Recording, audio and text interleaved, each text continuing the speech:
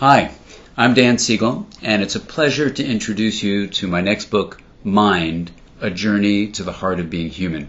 When you look at something called the arrow of time, which is basically the directionality of change, because there is really no such thing as time that's flowing, we find out that there are two levels of reality we live in.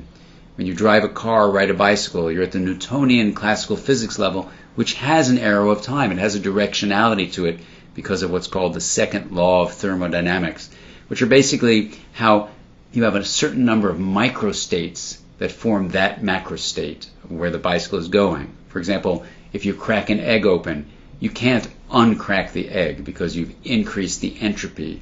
That is, the number of microstates that make up the cracked egg is much higher than the number of microstates that would make a put-together egg. That's why you can't uncrack it at the Newtonian level, because microstates accumulate together to form macrostates. And these macrostates, like a car or bicycle or the egg, have an arrow of time. But here's the amazing thing.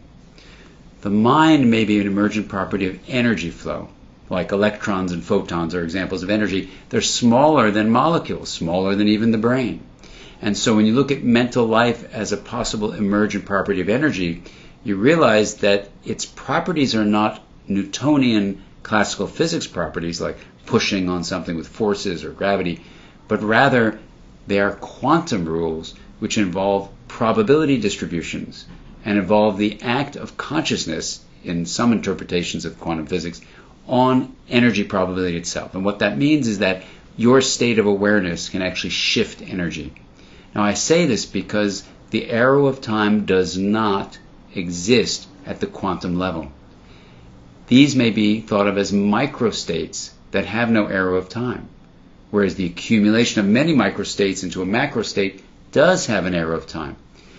For me, exploring this and exploring the book was a deep revelation that helped me understand the nature of awareness, in that the knowing quality of consciousness can feel arrow-free, and yet the knowns, the things we're aware of, like your bicycle moving down the street, has an arrow-bound quality to it. And so for the first time in my life, I was able to explore and explain this deep nature of an arrow-bound time experience and an arrow-free timelessness that we can both experience within consciousness. That and so many other explorations and revelations are there for you to experience yourself in the Mind book. And come along with me on the journey, and I look forward to hearing what it's like for you.